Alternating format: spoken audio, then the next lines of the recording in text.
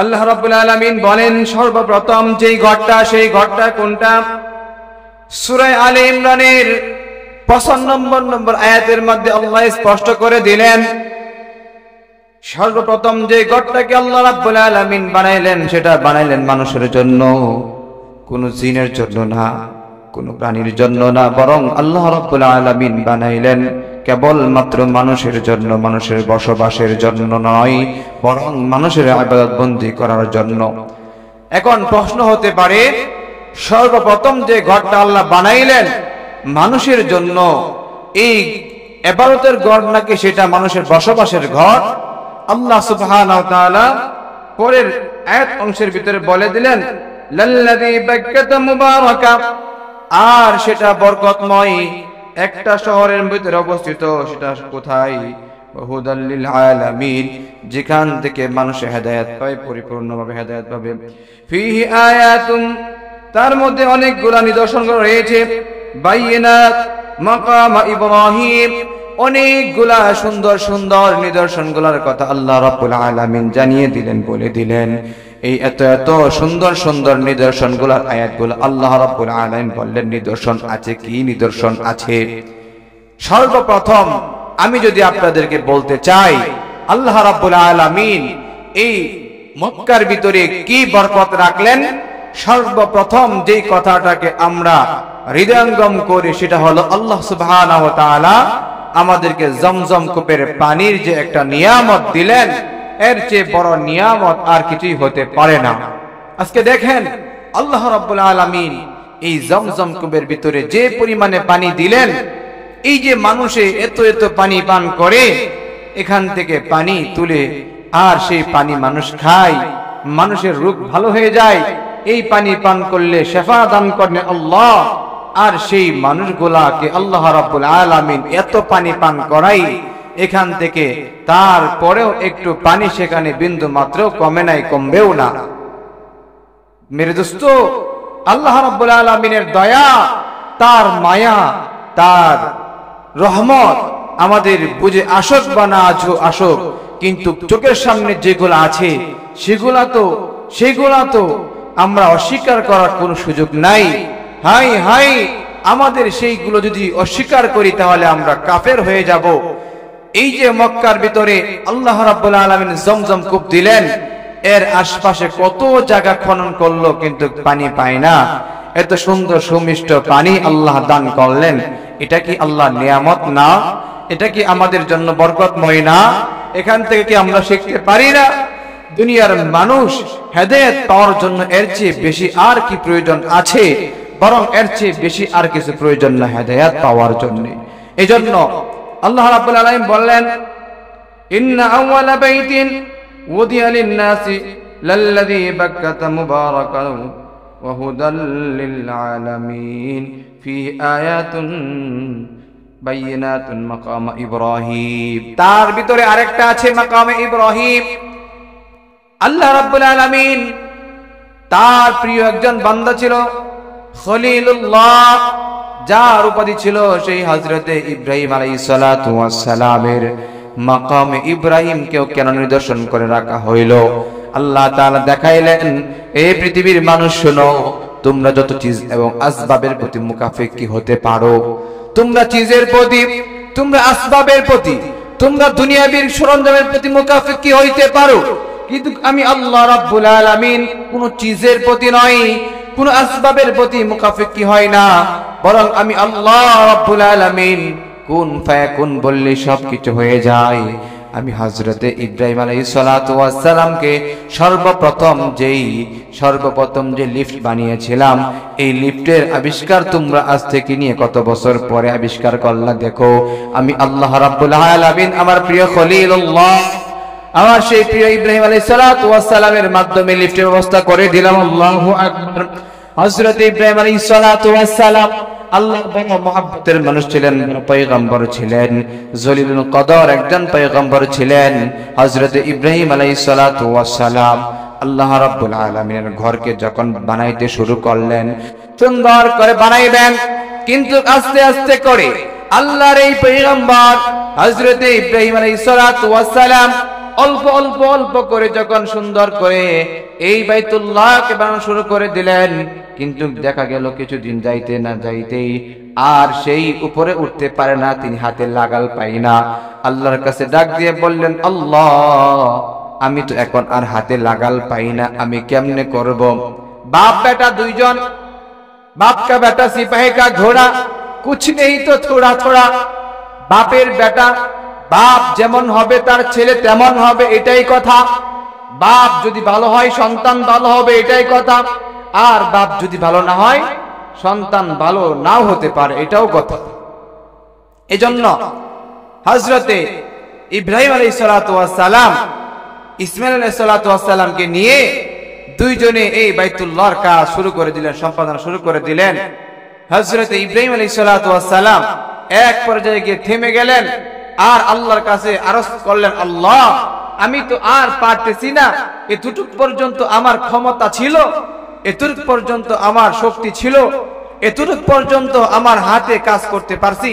হে আল্লাহ, এর চেয়ে বেশি আর পারি না, এর চেয়ে বেশি আর পারি না, তুমি এবার একটা ব্যবস্থা করে দাও। এজন্য হাদিসের ভিতরে এসেছে, আস-সা'য়ু মিন্নি ওয়া ইতমামু মিনাল্লাহ, বান্দার কাজ হলো চেষ্টা করা আর আল্লাহ তাআলার কাজ হলো দিয়ে দেওয়া। বান্দা চেষ্টা করবে, চেষ্টার যেখানে শেষ আল্লাহ সেখানে দিয়ে দিবেন। হযরতে ইব্রাহিম আলাইহিস সালাতু ওয়াস সালামকে এবার আল্লাহ তাআলা জান্নাত থেকে এমন একটা পাথর পাঠাইলেন, যেই পাথরের উপর তিনি দাঁড়ানোর সাথে সাথে তিনার মনের ভাষা এবং তার মন এবং দিল অনুযায়ী সেই পাথরটা সুন্দর করে তার কথার সাথে সাথে চলতে শুরু করে দিল। যতটুকু প্রয়োজন ঠিক ততটুকুন যাইয়া হযরতে ইব্রাহিম আলাইহিস সালাতু ওয়াস সালাম দাঁড়াইয়া যাইতেন। ইব্রাহিম আলাইহিস সালাতু ওয়াস সালাম এবং তার ছেলে ইসমাঈল, বাপ আর ছেলে দুইজনে মিলে আল্লাহর ঘর বাইতুল্লাহকে নির্মাণ করা শুরু করে দিলেন। সুবহানাল্লাহ। এই জন্য দেখবেন যেই কাজের ভিতরে বাবা আর ছেলে একত্রিত হয়ে যেই কাজটা করে সেটার ভিতরে বরকত থাকে। বাবা ছেলে মহব্বতে যেই কাজটাকে সম্পন্ন করে সেটার ভিতরে আল্লাহর বরকত থাকে। এই জন্য বাবা ছেলে দুইজন মিলে যে কাজগুলা করে সেইগুলা খুব সুন্দরভাবে সম্পন্ন হয়ে যায়। মেরে দোস্ত, এজন্য আমাদের সন্তানদেরকে নিয়ে আমরা দ্বীনি কাজগুলা বেশি বেশি করব। দ্বীনি কাজ যত বেশি আমাদের সন্তানদেরকে নিয়ে করব, আমাদের সন্তানের ভিতরে দ্বীনের প্রভাব তত বেশি পড়বে। এজন্য সন্তানদেরকে নিয়ে ইব্রাহিম আলাইহিস সালাতু ওয়াস সালাম শিক্ষা হলো দ্বীনি কাজগুলা সন্তানকে নিয়ে করা। এবার শুরু করে দিলেন বাইতুল্লাহ নির্মাণ। করতে করতে দীর্ঘ আলোচনা, এক পর্যায়ে হযরতে ইব্রাহিম আলাইহিস সালাতু ওয়াস সালাম কাজ সম্পন্ন করলেন। আল্লাহ সুবহানাহু ওয়া তাআলা এবার ইব্রাহিম আলাইহিস সালাতু ওয়াস সালাম কাজ সম্পন্ন হওয়ার পরে আল্লাহর কাছে বলল, আল্লাহ, তোমার হুকুম ছিল, তোমার হুকুম পালন করেছি, এখন তো কাজ সম্পন্ন হয়েছে, এখন কি করব? আল্লাহ তাআলা বললেন, ইব্রাহিম, তুমি বান্দাদেরকে ডাক দাও, আহ্বান করো। ওয়াযিন ফিন নাস, মানুষদেরকে তুমি কি করো? দাওয়াত দাও, আহ্বান করো হজ করার জন্য। হযরতে ইব্রাহিম আলাইহিস সালাতু ওয়াস সালাম মানুষদেরকে দাওয়াত দেওয়ার জন্য কোথায় পাবেন? আল্লাহর কাছে আবার বললেন, আল্লাহ, আমি তো মানুষ এখানে নাই, গণবসতি জনবল এখানে নাই, আমি কেমনে দাওয়াত দিব? আল্লাহ বললেন, বান্দা, আমি তোকে বললাম তুই দাওয়াত দেওয়ার জন্য, ওয়াযিন ফিন নাস, মানুষদেরকে হজের জন্য আযান দেওয়ার জন্য, আহ্বান করার জন্য। তোমার কাজ হলো আহ্বান করা আর আমার কাজ হলো পৌঁছিয়ে দেওয়া। বান্দার কাজ হলো চেষ্টা করা আর আল্লাহর কাজ হলো দিয়ে দেওয়া। এজন্য বান্দা চেষ্টা করে, আল্লাহ দিয়ে দেয়। আস-সা'য়ু মিন্নি ওয়া ইতমামু মিনাল্লাহ, আস-সা'য়ু মিন্নি ওয়া ইতমামু মিনাল্লাহ। বান্দা, তোর কাজ হলো তোর কাজ হলো তুই চেষ্টা করে যা, আর আমি আল্লাহ, আমার আল্লাহর কাজ হলো বান্দা তোর সেই কাজকে আমি সম্পাদনা করে দেওয়া। সুবহানাল্লাহ। আমরা বুঝি না, হযরতে ইব্রাহিম আলাইহিস সালাতু ওয়াস সালাম এবার ডাক দিলেন পাহাড়ের চূড়ায় উঠে, আল্লাহ রাব্বুল আলামিন এই আওয়াজকে বান্দার যত বান্দা ছিল আলমে আরওয়াহের জগতে, সেই আলমে আরওয়াহের জগতে আল্লাহ সুবহানাহু ওয়া তাআলা পৌঁছায়া দিলেন। সুবহানাল্লাহ। হযরত ইব্রাহিম আলাইহিস সালাতু ওয়াস সালাম পাহাড়ের চূড়া থেকে ডাক দিলেন হজ করার জন্য। আল্লাহ রাব্বুল আলামিন এই আওয়াজকে সুন্দর করে পৌঁছিয়ে দিলেন আলমে আরওয়াহের জগতের ভিতরে। আলমে আরওয়াহের জগতের ভিতরে সমস্ত রূহগুলা যখন শুনলো, তখন লাব্বাইক আল্লাহুম্মা লাব্বাইক যারা বলেছিল হাদিস সাক্ষী হয়, এই সমস্ত লোকেরা সর্বপ্রথম হজ করার জন্য সুযোগ হয়ে যায়। তারপরে যারা শুনছে লাব্বাইক বলছে তারা, তারপরে যারা শুনছে তারপরে, এমন করে করে আল্লাহ রাব্বুল আলামিন বললেন, বান্দা যে সমস্ত বান্দাগুলা ওই দিন লাব্বাইক বলেছিল, আমি আল্লাহ রাব্বুল আলামিন ওই দিন ওই বান্দাদের কপালের ভিতরে হজ নসিব করে দিয়েছিলাম, হজ নসিব করে দিয়েছিলাম। সুবহানাল্লাহ। এজন্য এখান থেকে আরেকটা শিক্ষা হলো আমাদের, আমরা যখন বড় বড় দুয়ার আমলের ভিতরে আমরাও সেই দুয়ার আমলে অংশগ্রহণ করব, তখন আমরা হাত তুলে ওই দুয়ার যারা দোয়া করতে তাদের সাথে আমিন আমিন বলবো। যদি তাদের কথা আর আমার দুয়ার আমিন একত্রিত হয়ে যায়, আল্লাহ রাব্বুল আলামিন তাদের দোয়ার সাথে আমার দোয়াটা কবুল করে নেবেন। এজন্য অনেক সময় দেখা যায় বক্তা ওয়াজ করে, শ্রোতারা চুপ থাকে, অথবা মুসল্লিরা চুপ থাকে, কিছু বলে না। ও ভাই, যদি আপনি আমিন বলেন, সাথে সাথে এমন হতে পারে আল্লাহ সুবহানাহু ওয়া তাআলা আপনি আমার নসিবটাকে খুলে দিতে পারেন। এইজন্য যে কোনো বিষয়ে যখন দোয়া করা হয়, আমরা মনে মনে হলে বলবো আল্লাহুম্মা আমিন, আমরা মুখটাকে অহেতুকভাবে চুপ করে বসে রাখবো না। এইজন্য হযরত ইব্রাহিম আলাইহিস সালাতু ওয়াস সালাম দাওয়াত দিলেন হজের জন্য, মানুষ হজের জন্য দাওয়াত দিলেন। আল্লাহ তাআলা সেই আলমে আরওয়াহ জগতে পৌঁছায় দিলেন। সেখান থেকে মানুষ লাব্বাইক দিয়েছিল। এখন লাব্বাইক দিয়েছিল কি দিয়েছিল? হজ করা যাইয়া আমরা তালবিয়া পাঠ করি, লাব্বাইক আল্লাহুম্মা লাব্বাইক লা শারীকা লাব্বাইক ইন্নাল হামদা ওয়াল মুলক লা শারীকা লাক, ইন্নাল হামদা ওয়াল মুলক লা শারীকা লাক। নিশ্চয় সমস্ত প্রশংসা আল্লাহ তোমার, ইজ্জত সম্মান সব কিছু যিনি ওয়ালা তুমি, তোমার সমস্ত প্রশংসা। ওয়ান নিয়ামাতা সমস্ত নিয়ামত তোমার, লাকা ওয়াল মুলক লাকা ওয়াল মুলকা আর তোমার জন্য রাজত্ব, তোমার জন্য এই রাজত্ব, তোমার জন্য এই দেশের সবকিছু কর্তৃত্ব। এই আসমানের মালিক তুমি আল্লাহ, এই জমিনের মালিক তুমি আল্লাহ, এই বাংলাদেশের মালিক তুমি, ইরাকের মালিক তুমি, আমেরিকার মালিক তুমি, ভারত পাকিস্তান ইন্ডিয়ার মালিক তুমি, এই সব কিছুর মালিক তুমি। লাকা ওয়াল মুলক, এই সব কিছু আল্লাহ তোমার জন্য। কিন্তু আমরা যখন সেখানে যাইয়া ঠিকই বলি আল্লাহ সবকিছু তোমার জন্য, যখন আবার দেশে ফিরে আসি তখন আর সেই কথা আমাদের মনে থাকে না, ভুলে যায়। তখন আল্লাহর জন্য থাকে না, তখন সব কিছু হয়ে যায় নিজের জন্য, সব কিছু হয়ে যায় কোনো একজন ব্যক্তির জন্য, সব কিছু হয়ে যায় কারো জন্য। তখন আল্লাহ রাব্বুল আলামিনের ওই কথা সত্যায়িত আর বাংলাদেশে আসার পরে থাকে না। এই জন্য দেখবেন হাজি সাহেবানরা হজে যখন যায় তখন তারা কঙ্কর নিক্ষেপ করে। মুজদালিফায় যাইয়া তারা কঙ্কর নিক্ষেপ করে শয়তানকে। ছোট কঙ্কর, মাঝারি কঙ্কর, বড় মাপের কঙ্কর, তার শয়তানকে নিক্ষেপ করে। দেখা যায় বাংলাদেশের অনেক মানুষ জোরে জোরে কঙ্কর নিক্ষেপ করে, বড় বড় কঙ্কর নিক্ষেপ করে। এমনও দেখা যায় কেউ নিজের পায়ের জুতা খুলেও সেই শয়তানকে নিক্ষেপ করে। এত আবেগী মানুষ না, এত আবেগী হলে চলবে না। এখান থেকে আমাদের শিক্ষা হলো, শয়তানকে যে কঙ্কর মারলাম, এই কঙ্কর মারার ধারা, শয়তান তো দুই প্রকার, একটা নাস, একটা খান্নাস, একটা জিন্নাস, একটা হলো খান্নাস, জিন্নাতদের থেকে যে শয়তান, তাকে তো আমরা প্রহার করলাম, তাকে তো আমরা মারলাম, কিন্তু মানুষদের মধ্যে থেকে কিছু আছে খান্নাস, জিন্নাত আর খান্নাস, এই দুই প্রকারের জিন থেকে, শয়তান থেকে আমাদেরকে বেঁচে থাকতে হবে। আমরা শুধুমাত্র ওই শয়তানের উপর তাওয়াক্কুল করে বসে থাকি যে ওই শয়তানকে আমরা পাথর নিক্ষেপ করি না।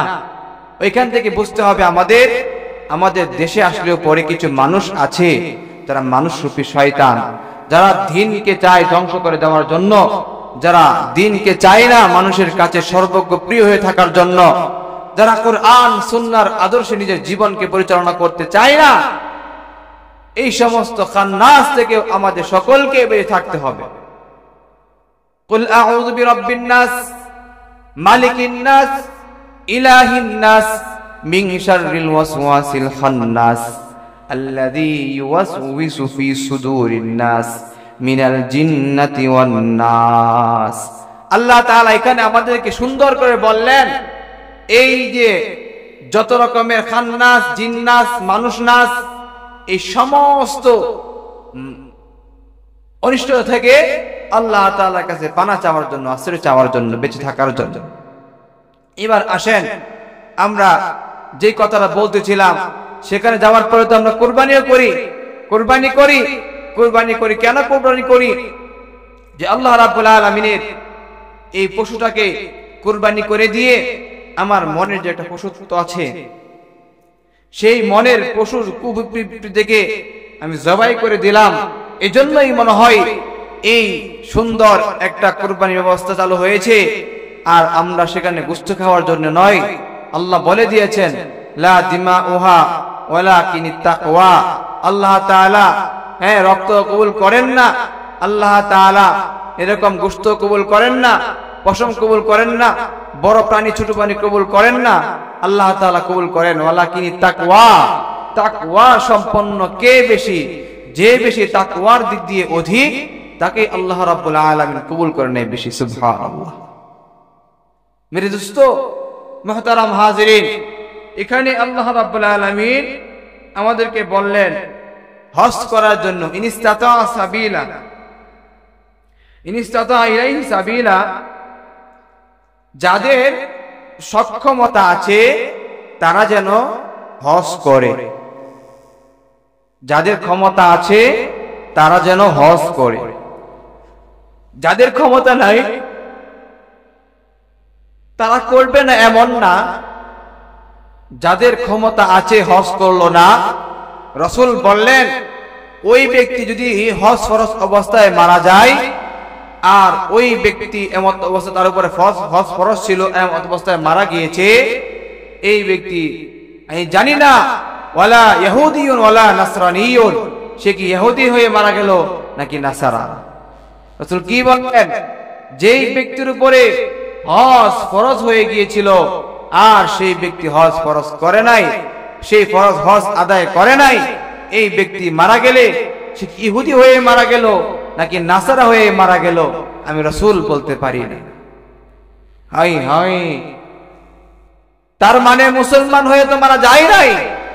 নিঃসন্দেহে রাসূল বলে নাই যে মুসলমান হয়ে মারা গেল নাকি ইহুদি নাকি নাসারা। রাসূল বললেন লা ইয়াকুলু ইহুদিয়ান ওয়ালা নাসরানিয়ান, আমি জানি না সে কি ইহুদি অবস্থায় মারা গেল নাকি নাসারা অবস্থায় মারা গেল। এত বড় শাস্তির কথা বললেন। আবার হজ করলে লাভ কি বললেন? রাসূল বললেন যেই ব্যক্তি হজ করলো, আল্লাহ রাব্বুল আলামিন এই হজ করার দ্বারাই তার সমস্ত অভাবগুলোকে দূর করে দেয়, তার দরিদ্রতাকে দূর করে দেয়।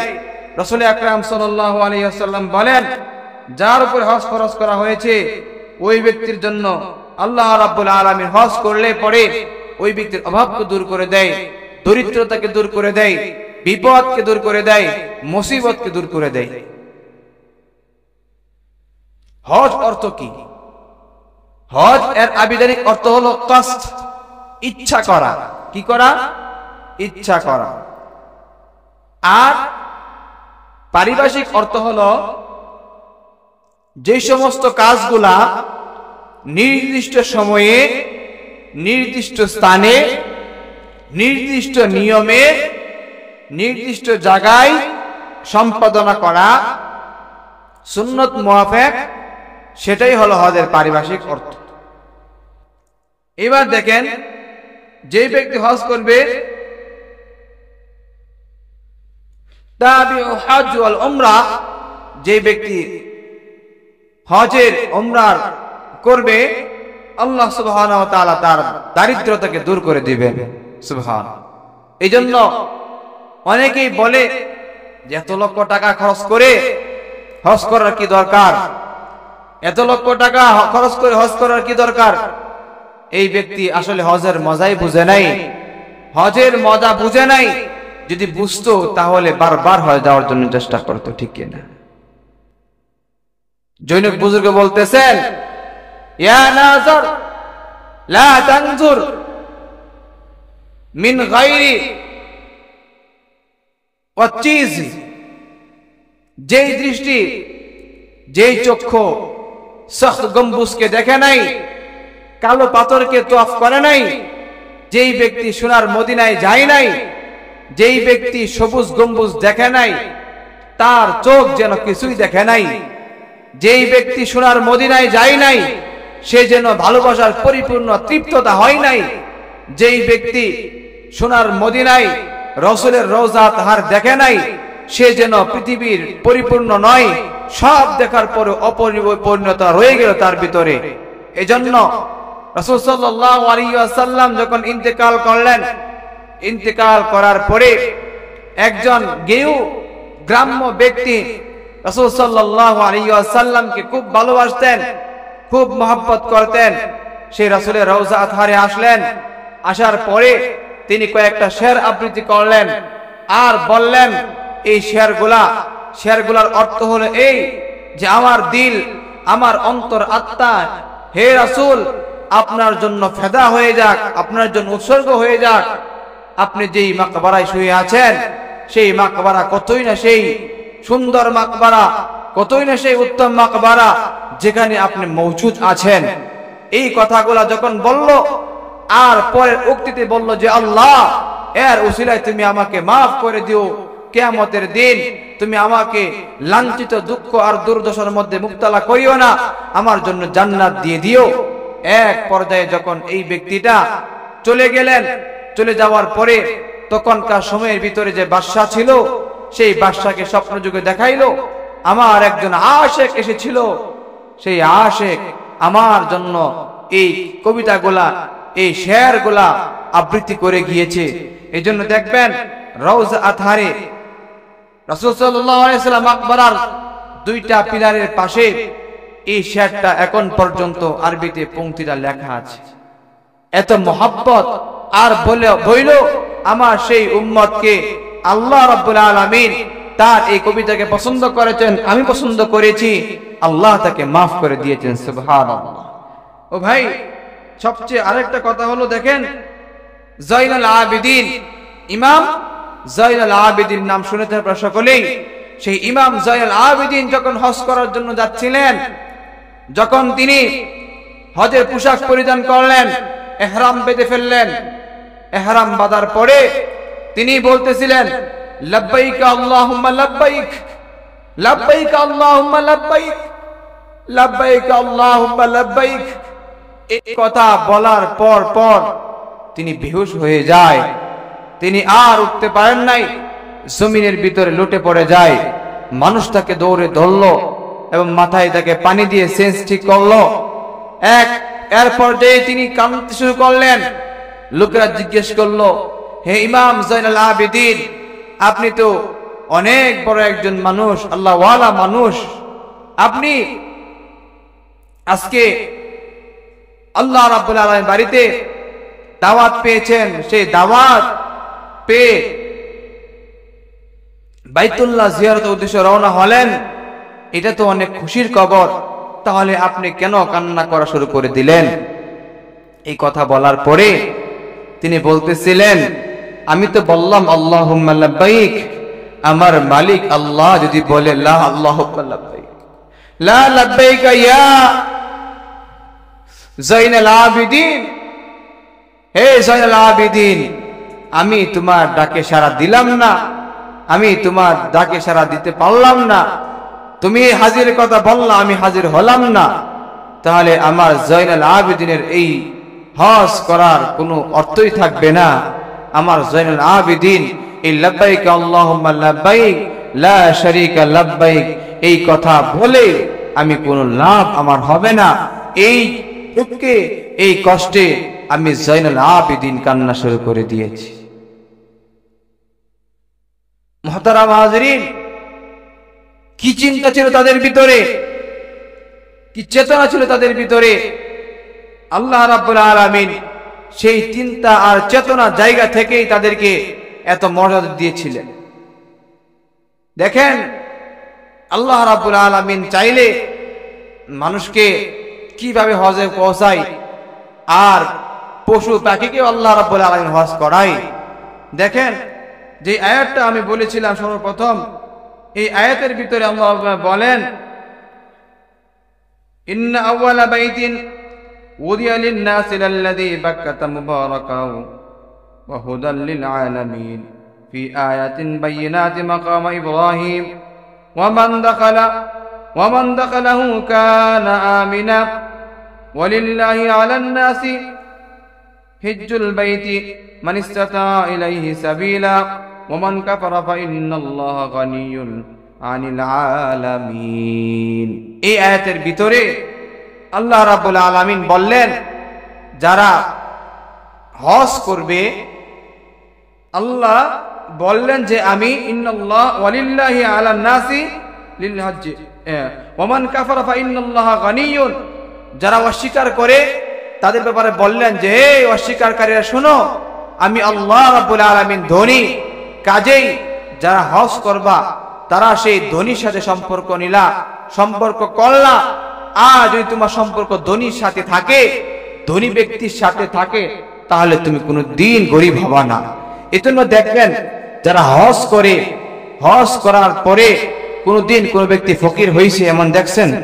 কোনো দিন দেখবেন যারা হজ করবে, উমরা করবে, হজ করবে, উমরা করবে, আল্লাহ রাব্বুল আলামিন এই সমস্ত মানুষদের কোনো দিন দরিদ্র বানাবেন না, ফকির বানাবেন না, অন্যের কাছে হাত পাতার জন্য তাকে সুযোগ করে দিবেন না। এই জন্য যারা হজ করবে তারা কোনোদিন ফকির হয় না, তারা কোনোদিন গরিব হয় না। আল্লাহ তাআলা তো বললেন, ওয়া মান কাফারা ফা ইন্নাল্লাহা গানিয়্যুন আনিল আলামিন। এই সমস্ত পৃথিবীর মালিক তো আল্লাহ রাব্বুল আলামিন ধনী, আর যেই ব্যক্তি ধনীর সাথে সম্পর্ক রাখে এই ব্যক্তি কোনো সময় গরিব হতে পারে না। দেখেন, এখানে আরেকটা কথা বলি, আপনারা দেখবেন অনেক কোটিপতি গরিব হয়ে গেছে, অনেক কোটিপতি দেউলিয়া হয়ে রাস্তায় নেমে ভিক্ষা করেছে, পথের ফকির হয়েছে। কিন্তু এমন কোন হাজী সাহেব পাবেন না যে হাজী সাহেব হজ করেছে আর তার দরিদ্রতা চলে এসেছে। হজ করলে আল্লাহ তাকে ধনী বানিয়ে দিবেন, এটাই এই আয়াত দ্বারা প্রমাণিত হয়ে যায়। মুহতারাম হাজিরিন, এজন্য হজ খুব গুরুত্বপূর্ণ একটা ইবাদত, খুব গুরুত্বপূর্ণ একটা ইবাদত। হজ কবুল হয়েছে এটা বুঝবেন কিভাবে? যারা হজ করে তাদের হজ কবুল হয়েছে কিনা এটা বুঝবেন কিভাবে? এজন্য দুইটা আলামত। একটা হলো যারা হজ করেছে তারা দেখবেন আল্লাহ রাব্বুল আলামিন বারবার তাদের হজ করতে মন চায়, বারবার তাদের হজ করার জন্য মন চায়, বারবার তারা হজ করতে যায়, হজ করার জন্য যায়, আল্লাহ সুযোগ করে দেয়। আর যদি সেই সুযোগটা না করে দেয় তাহলে দেখবেন একবার গেছে কিন্তু তার মনের ভিতরে বারবার যাওয়ার জন্য সংকল্প আছে। আমি যত হাজী সাহেবানদের সাথে দেখি, হাজী সাহেবান সকলে বলে, হুজুর এমন সুন্দর জায়গা, এমন ভালো লাগা এক জায়গা, এমন এক মহব্বতের জায়গা, এখানে গিয়েছি আবার মন চায় সেখানে বারবার যাওয়ার জন্য, কিন্তু যাইতে পারি না। এর দ্বারা বোঝা যায় আল্লাহ রাব্বুল আলামিন ওই ব্যক্তির হজকে কবুল করে নিয়েছেন। সুবহানাল্লাহ, সুবহানাল্লাহ। মেরে দোস্ত আর বুজুর্গ, এজন্য হজের অনেক আহমিয়ত আছে, অনেক লাভ আছে, অনেক গুরুত্ব আছে, অনেক গুরুত্ব আছে। দেখবেন একটা কথা খুব বোঝার জন্য বলছি, খেয়াল করেন। আল্লাহ রাব্বুল আলামিন নামাজ ফরজ করেছেন, যাকাত ফরজ করেছেন, নামাজ ফরজ করেছেন, নামাজের ব্যাপারে কোন সূরা নাজিল করে নাই, করেছে?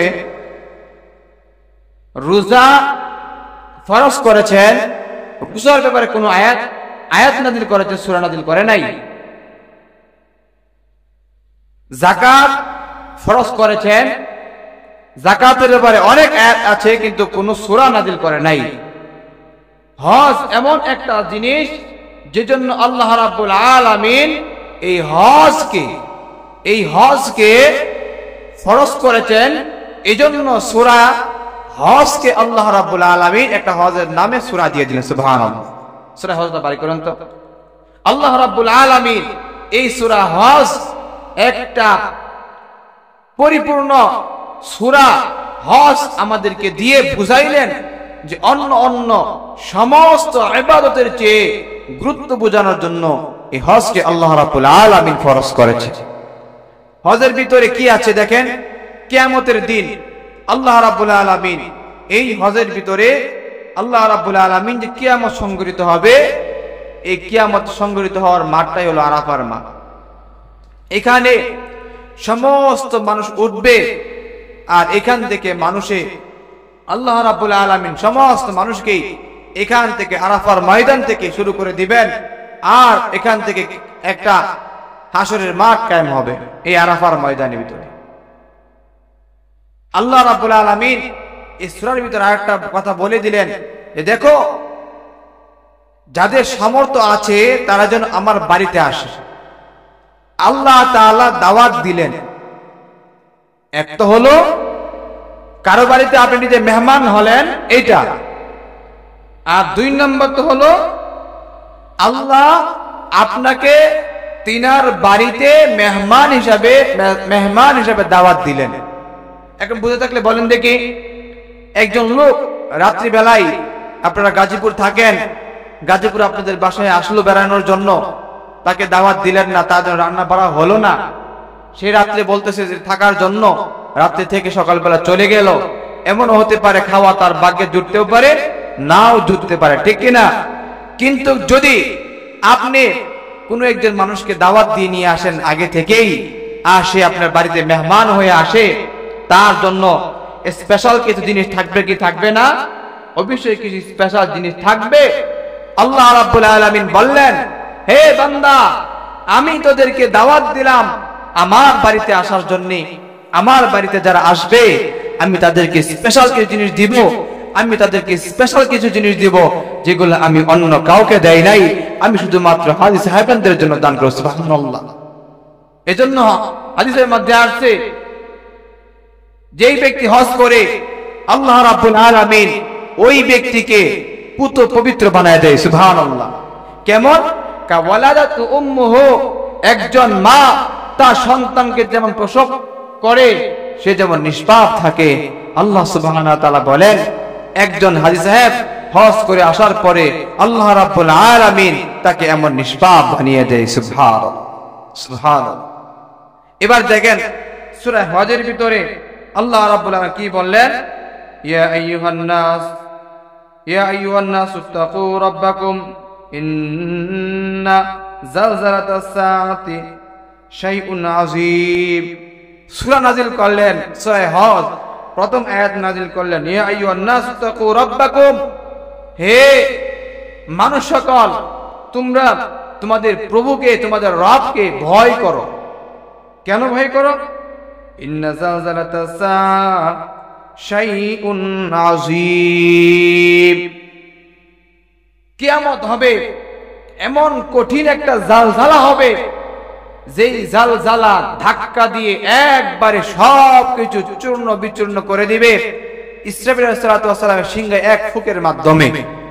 আচ্ছা এবার বলেন তো, একটা দেয়াল এখান থেকে নিয়ে ধরেন আমাদের সেই নেত্রকোনা পর্যন্ত ফাঁস হলো, তাহলে এই দেয়ালটাকে আপনি ফুটিয়ে ভাঙতে পারবেন? হ্যাঁ, ধাক্কা দিয়ে লড়াতে পারবেন? পারবেন? সম্ভব সেটা? সম্ভব না। সাধারণ আমার সামনে যে মাইক্রোফোনটা আছে, আমি যদি ফু দেই, লড়বে এটা? আপনারা সবাই মিলে ফু দিলে লড়বে? কিন্তু আমি যদি হাতে একটু স্পর্শ করি, লড়বে কি লড়বে না? তাহলে হাতের ধাক্কা শক্তি বেশি না মুখের বাতাসের শক্তি বেশি? হাতের। মাশাআল্লাহ, মুখের বাতাসের শক্তি কম। আল্লাহ রাব্বুল আলামিন বললেন যে এই যে আসমানটা, জমিনটা দেখতেছো, এখান থেকে নিয়ে আসমানটা যতটুকু বড়, এই এতটুকু বড় প্রথম আসমানের একটা পুর আছে, সেই পুরটা, প্রথম আসমানটাকে আল্লাহ রাব্বুল আলামিন বানাইলেন তাম এই দিয়ে, কি জানি বলে, সীসা দিয়ে। এরকম একটা পুরকে আল্লাহ রাব্বুল আলামিন বানাইলেন। দ্বিতীয় একটা আসমান, সেই দ্বিতীয় আসমানকে বানালেন লোহা দিয়ে। তৃতীয় আরেকটা আসমান, সেটাকে চাঁদি দিয়ে। এরকম এক এক 7টা আসমান আল্লাহ রাব্বুল আলামিন মাঝখানে এতটুকু করে জায়গা রাখাক, তারপরে আর এতটুকু করে পরিমাণ আল্লাহ রাব্বুল আলামিন আবার একটা স্তর বানাইলেন। তারপরে আবার এতটুকু ফাঁকা, তারপরে আবার এতটুকু স্তর, আর তারপরে আবার এতটুকু ফাঁকা, তারপরে আবার এতটুকু স্তর। এবার দেখেন, এই কথাটা বললাম কেন বললাম? হযরত ইসরাফিল আলাইহিস সালাতু ওয়াস সালাম সিংহায় ফুঁক দিবেন। সিংহায় কি দিবেন? এই ফুঁক দেওয়ার সাথে সাথে জালজালা শুরু হয়ে যাবে, প্রকম্পন শুরু হয়ে যাবে। আর সেই প্রকম্পনের কারণে গোটা পৃথিবীর সবকিছু তুলার মতো উড়ে ছারখার হয়ে যাবে। আল্লাহ বুঝাইলেন, ইসরাফিলের সিংহা যদি ফুকের মধ্যে এত শক্তি হয়, তাহলে তার হাতের ভিতরে ধাক্কা দিলে কি পরিমাণ শক্তি হইতে পারে। বুঝতে পারছেন বিষয়টা? এখন ইসরাফিলের সিংহার ফুর যদি এত পাওয়ার হয়, এক ফুটে সব চূর্ণ বিচূর্ণ হয়ে যায়, সে হাত দিয়ে ধাক্কা দিলে কি পরিমাণে তার হাতে শক্তি হতে পারে, এটা বোঝানোর জন্য আপনাদের কথাটা বল। তারপর আল্লাহ বলেন, দেখেন, ইয়াউমা তারাউনাহা তাযহালু কুল্লু মারদিয়া আম্মা আরদাআত ওয়াদাআত কুল্লু যাতি হামলিন হামালাহা। এই যে অবস্থাটা কিয়ামত সংঘটিত হবে, সেই দিন, কিয়ামতের দিন যে বিভীষিকাময় অবস্থা শুরু হবে, যদি কোনো গর্ভবতী নারী সেই দিন এই মুহূর্তটাকে 1 সেকেন্ড নয়, তার চেয়ে কিছু সময় সে উপলব্ধি করত, তাহলে তার পেটের হামাল, তার বাচ্চা প্রসব হয়ে যাইতো, সে নিজে টেরও পাইত না। এবার বুঝেন, একজন মহিলা বাচ্চা প্রসব করতে গেলে কি পরিমাণ যন্ত্রণা হয়। একজন মা তার সন্তানকে প্রসব বেদনায় কি পরিমাণে কাঁদতে পড়ে সে বাধ্য হয় আমাকে পেট কেটে সিজার করার জন্য। তার স্বামী তাকে বলে ঠিক আছে সিজার করার জন্য, তার বাপ মা বলে এই কষ্ট সহ্য হয় না তাকে সিজার করার জন্য। কি পরিমাণ কষ্ট আর কি পরিমাণ যন্ত্রণা, কি পরিমাণ ব্যথা অনুভূত হলে পরে এই পেট কেটে সিজার করে। আর হাদিসের মধ্যে বলা হয়েছে, কোরআনের মধ্যে বলা হয়েছে, এই মহিলা কেবলমাত্র বিন্দু মাত্র সে যদি একটু পাইতো, ওই অবস্থাটা দেখতে পারতো, তাহলে সাথে সাথে তার বাচ্চা হামাল হয়ে যাইত, জন্ম হয়ে যাইত। এতটুকু কঠিন বিভীষিকাময় অবস্থা হবে। এই বিভীষিকাময় অবস্থা, কঠিন অবস্থা।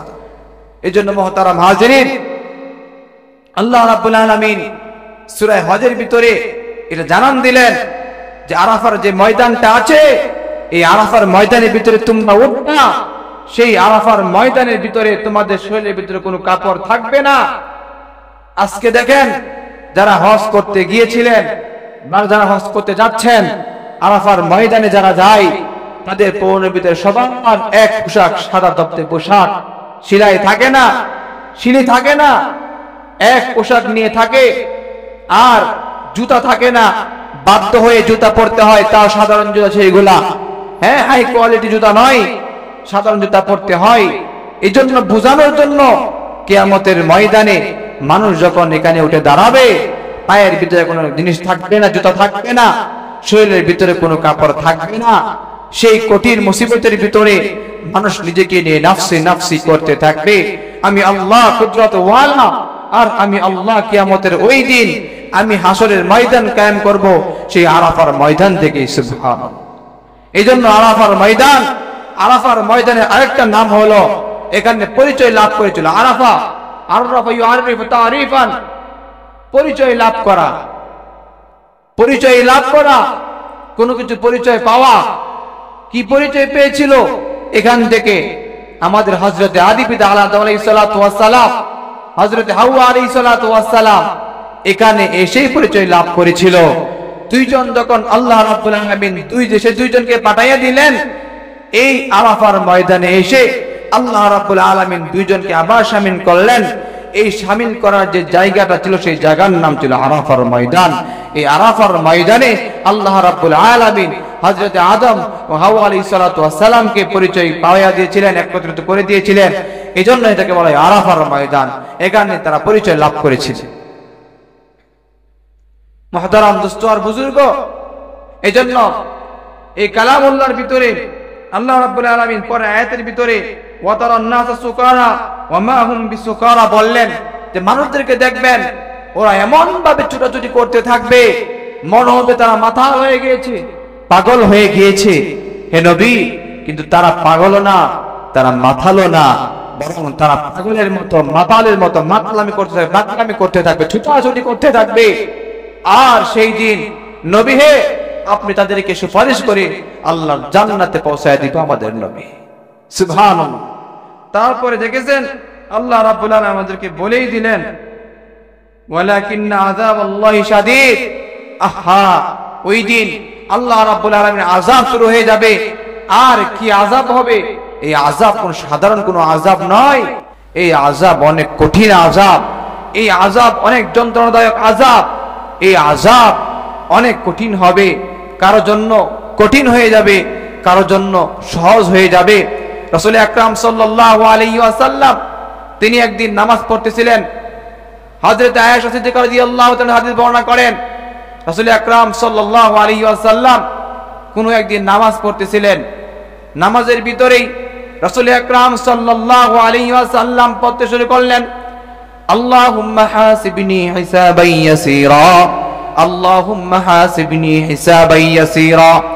আল্লাহ তাআলা আপনি আমার হিসাবকে সহজ করে দেন। নামাজ যখন শেষ হয়ে গেল, হযরত আয়েশা সিদ্দিকা রাদিয়াল্লাহু তাআলা আনহা আল্লাহ নবী মুহাম্মদ সাল্লাল্লাহু আলাইহি ওয়াসাল্লামকে জিজ্ঞেস করলেন, ওগো আল্লাহর পয়গম্বর, সহজ হিসাব বলতে কি সেটা আপনি আমাকে একটু বুঝিয়ে দেন। আল্লাহ রাব্বুল আলামিন আপনার তো পূর্বের জীবনের গুনাহ, সামনের জীবনের গুনাহ সব মাফ করে দিয়েছে। আপনি কেন আল্লাহর কাছে আবার বললেন আল্লাহুম্মা হাসিবনি হিসাবান ইয়াসীরা, আল্লাহুম্মা হাসিবনি হিসাবান ইয়াসীরা?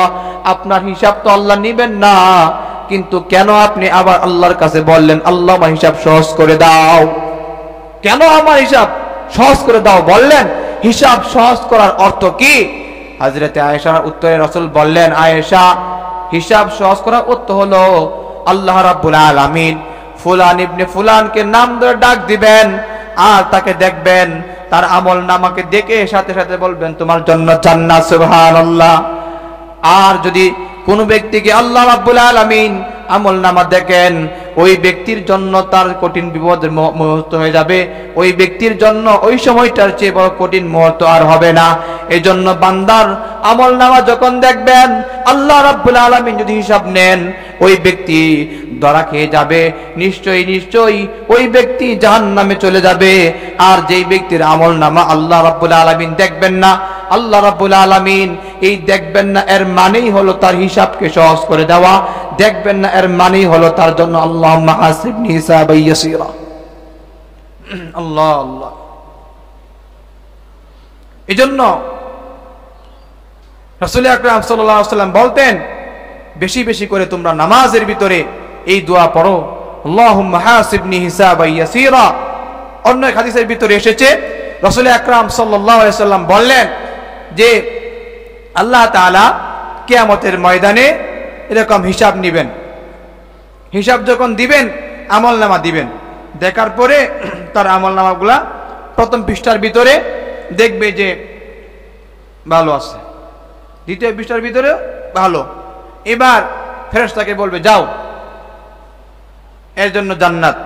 ফেরেশতারা বলবে আল্লাহ তাআলা আপনি প্রথম পৃষ্ঠায় দেখলেন ভালো, শেষের পৃষ্ঠায় দেখলেন ভালো, ওর মাঝখানে দেখবেন না? আল্লাহ তো জানে ওর মাঝখানে জিন্দেগিতে কত কি করছে। এই জন্য বললেন এর প্রথম দিক দিয়ে ভালো, শেষের দিক দিয়ে ভালো, তার মানে মাঝখানে যা আছে সবই ভালো, একে জান্নাত দিয়ে যায়। সুবহানাল্লাহ, আল্লাহু আকবার। দ্বিতীয় আরেকজন ব্যক্তি যখন দেখবো তার প্রথম দিক দিয়ে খারাপ, এখন আল্লাহ তাআলা কি করবো, প্রথম দিক দিয়ে না উল্টাইয়া শেষের দিক দিয়ে দেখবো মাশাআল্লাহ, হ্যাঁ তার শেষের দিকে আমল ভালো, যাও এর জান্নাত দিয়ে দাও। সুবহানাল্লাহ। অনেক মানুষ দুনিয়াতে এমন আছে যারা জীবনে প্রথম অংশ অনেক গুনাহ করে ফেলেছি, আমরা তওবা করে ভালো হয়ে গিয়েছি, ইন্নামাল আমালু বিল খাওয়াতিম, শেষ আমল আমার ভালো ছিল, আল্লাহ বলবেন এর আমল নামা নাও, ওকে জান্নাত দিয়ে দাও। সুবহানাল্লাহ। এই জন্য আল্লাহুম্মা হাসিবনি হিসাবান ইয়াসীরা, বেশি বেশি করে দোয়া করা। বলতেছিলাম দোস্ত আর বুজুর্গ, এই সূরা হজের ভিতরে আল্লাহ রাব্বুল আলামিন প্রথম আয়াতগুলা কেন এগুলা আনলেন, এগুলা এনে বুঝাইলেন আল্লাহ রাব্বুল আলামিন আমাদেরকে বিচারের মানদণ্ড দিয়ে বিচার করবেন, আমাদের জীবনকে সুন্দর করার জন্য কিয়ামতের ভয় দিলের ভিতরে থাকতে হবে, রাখতে হবে। আর যদি আমাদের কিয়ামতের ভয় দিলের ভিতরে না থাকে, না রাখি, তাহলে আমাদের জীবন সুন্দর হবে না। সুন্দর হওয়ার জন্য মৌতের কথা, কিয়ামতের কথা মনে রাখতে হবে। আকসিরু যিকরা হাযিমিল লাযাতিল মাউত, আকসিরু যিকরা হাযিমিল লাযাতিল মাউত। রাসূল বলেন তোমরা অধিক পরিমাণে মৃত্যুর কথা স্মরণ করো। মৃত্যুর কথা স্মরণ মানুষকে গুনাহ থেকে বাঁচিয়ে দেয়। মৃত্যুর কথা স্মরণ মানুষকে নেক আমলে পরিধাবিত করে। মৃত্যু যত তুমি আল্লাহর কাছে স্মরণ করবা, তত বেশি আল্লাহ রাব্বুল আলামিন তোমার মর্যাদাকে বুলন্দ করে দিবেন। আল্লাহ রাব্বুল আলামিন উপরোক্ত আলোচনা থেকে আমাদের সকলকে আমল করার তৌফিক দান, সকলে বলি আমিন। আমরা যারা 4 রাকাত